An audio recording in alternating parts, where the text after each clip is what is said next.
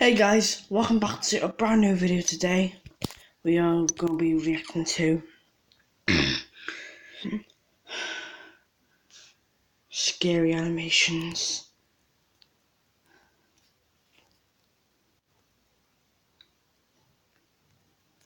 The first animation is Bad Egg.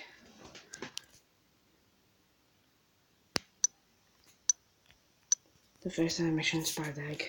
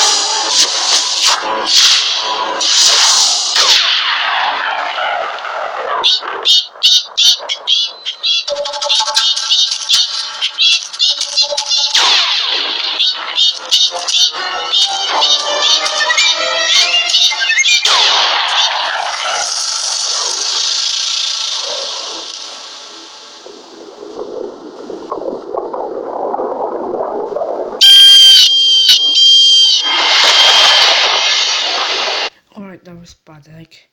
Now the next one is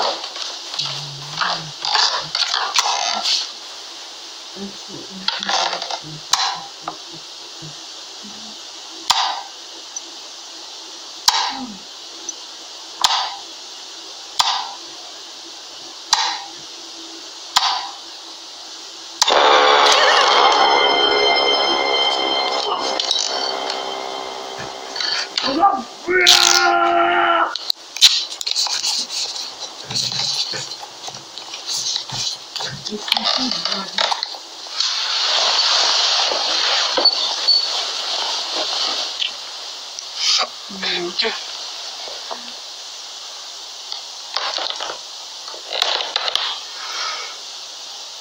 I thought it was done. I can see. I'm a famous YouTuber.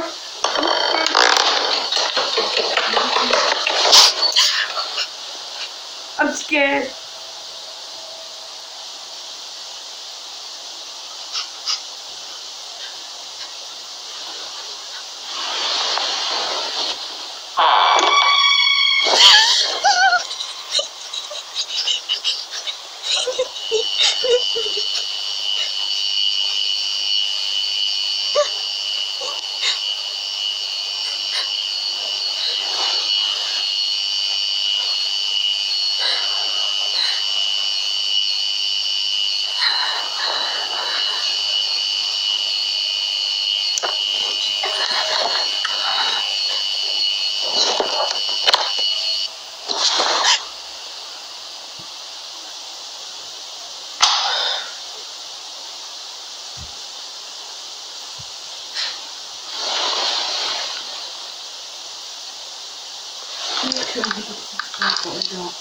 Make sure you hit that subscribe button, please guys.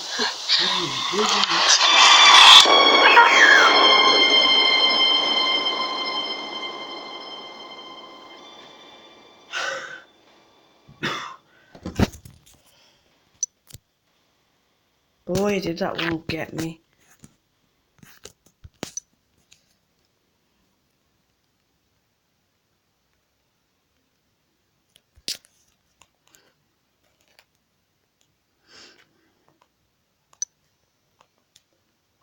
Oh wait, now this last one's Francis. That was definitely the last one, guys. Just the last one.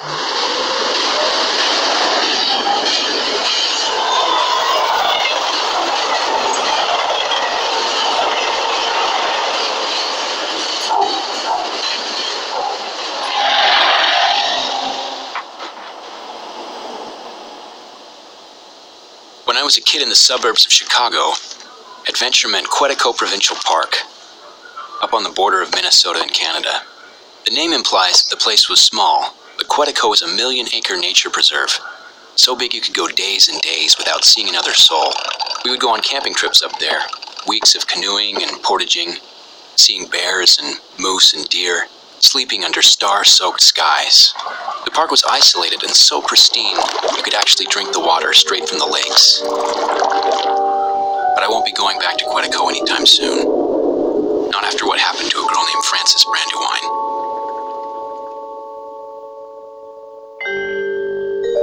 Frances was 17 at the time, black-haired and with a reckless nature, determined always to leave the well-trod path, to break new ground and be alone. A few years ago, Frances was up in Quetico with her family. They were in a remote part of the park, camped on the shore of one of the deeper lakes, a lonely body of water carved millions of years ago by a passing glacier. The deep part of this particular lake was rumored to be about 300 feet. One night after her family went to bed, Frances took the rowboat out, planning to find a quiet spot in the middle of the lake, lay on the bench of the boat, look up at the sky, and maybe write in her journal. So she left the shore, rowed for about 20 minutes, and when she felt satisfied that she was over the lake's deepest spot, she lay down on the bench and looked up at the night sky. The stars were very bright, and the aurora borealis was shimmering like a neon lasso. She was feeling very peaceful. Then she heard something strange. It was like a knock. She sat up, guessing that the boat had drifted to shore and run aground, but she looked around the boat and she was still a half a mile from shore. She leaned over the side to see if she'd hit anything, but she saw nothing. No log, no rocks. She lay back down. She told herself it could be any number of things: a fish, a turtle, a stick that had drifted under the boat. She She relaxed again and soon fell into a contented reverie. She had just closed her eyes when she heard another knock. This time it was louder, a crisp,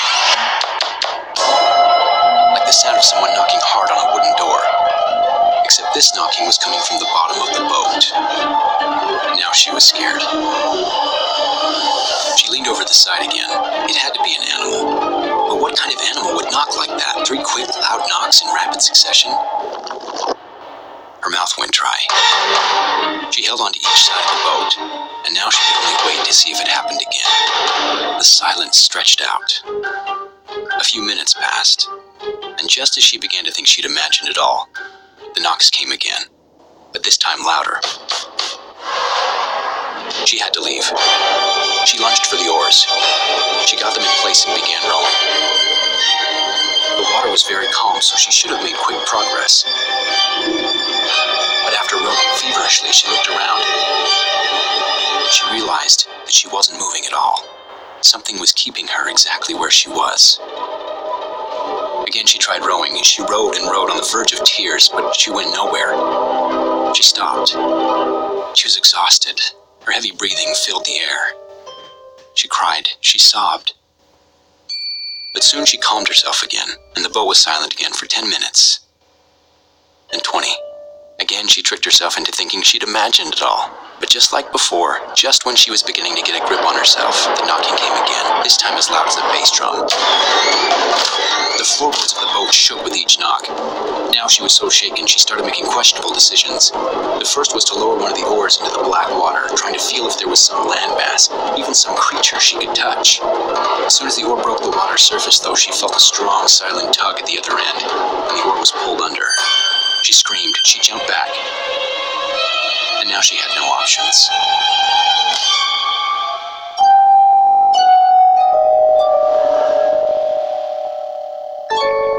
All she could do was sit and hope and wait. Wait for the morning to come. Wait for whatever was going to happen. The knocking went on through the night. She passed the time writing in her notebook. And it's only because of this notebook that we know what happened that night. Frances can't tell us. She was never seen again. The boat was found on shore the next day, empty but for the journal. On those pages were her frantic jottings, all written in her distinctive handwriting, all but the last page. When the journal was found, that page was still wet, and on it were 4 words, looking as if they'd been written quickly with a muddy finger. They said, "I did knock first."